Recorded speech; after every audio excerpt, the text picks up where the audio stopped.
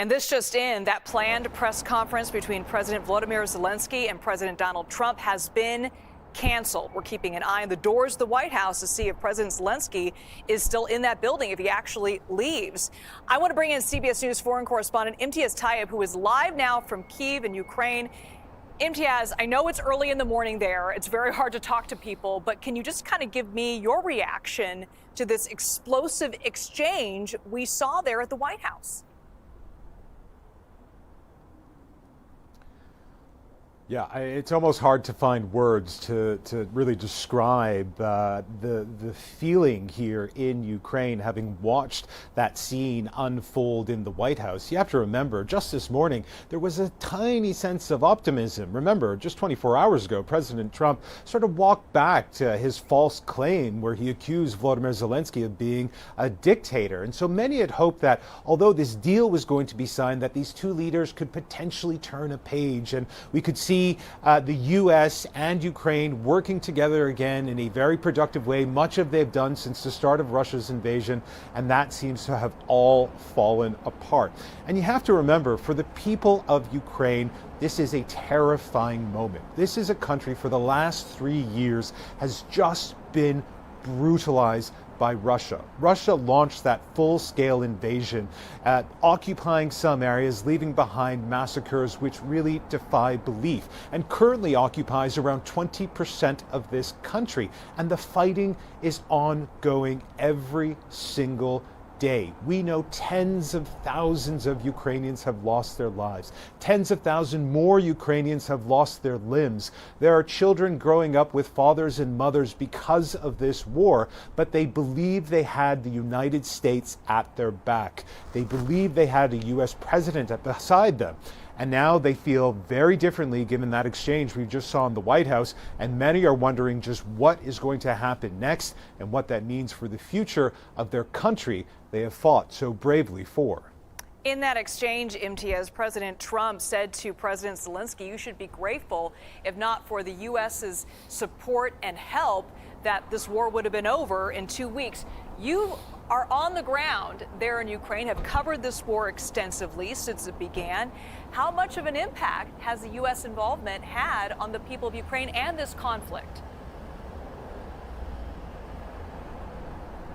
Extraordinary. And what's so shocking about that statement is if you talk to Ukrainians, the level of gratitude they have for their American partners is extraordinary. There's so much gratitude for the U.S. There's so much gratitude for everything the United States has done for this country. There, of course, is gratitude for European partners as well. This coalition to support Ukraine in this fight against Russia, which, as we know, launched this war. It was not Ukraine who started it. This was Russia. As you were hearing earlier, in 2014, Russia also seized territory of Ukraine. That conflict was essentially frozen, and then we saw this full-scale invasion again, and now it's been grinding on for 3 years. I have never seen a people more grateful, for lack of a better phrase, for the support that they've received from the U.S., from the rest of the world, from Ukraine. So to hear that from President Trump, I think many people here would be incredibly shocked and frankly hurt by it. But more importantly, the war is happening here. This is where people are dying. This is where people are losing their homes, their livelihoods, and more importantly, do not know what will happen next for them and their families. There's also 6 million Ukrainians who have fled the war, who are living abroad as refugees.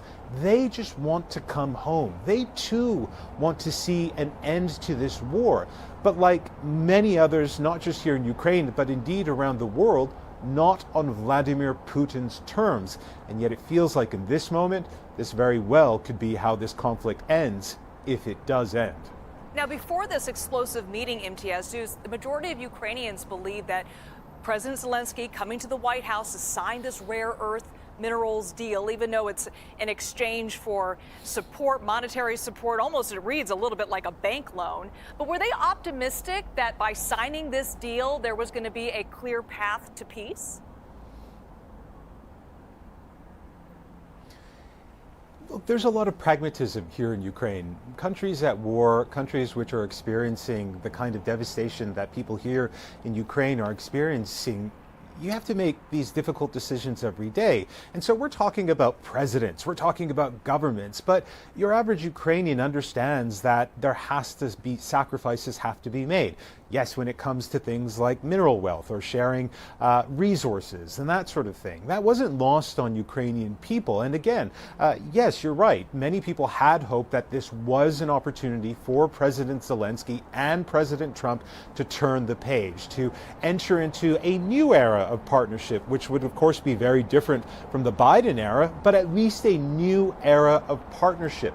But reading that post on the president's social media site, where it doesn't sound like that is actually what's going to be happening here, it's no doubt going to be the cause of a lot of alarm here in Ukraine as people try to decipher what that means and, frankly, what it does mean. What does the president mean when he made those statements? Does this mean that support for Ukraine will abruptly end? Or does it mean that more negotiations will be had, that Ukraine will have to make more concessions to the U.S.? We just don't have the answer to those questions. But here in Ukraine tonight, there's going to be a huge amount of concern by that scene that they saw in the White House, and the concern that President Zelenskyy may be leaving the White House and that they don't have an agreement with the president, and things could be falling apart very quickly. Imtiaz Tyab live for us in Ukraine, in Kyiv. Thank you so much, Imtiaz.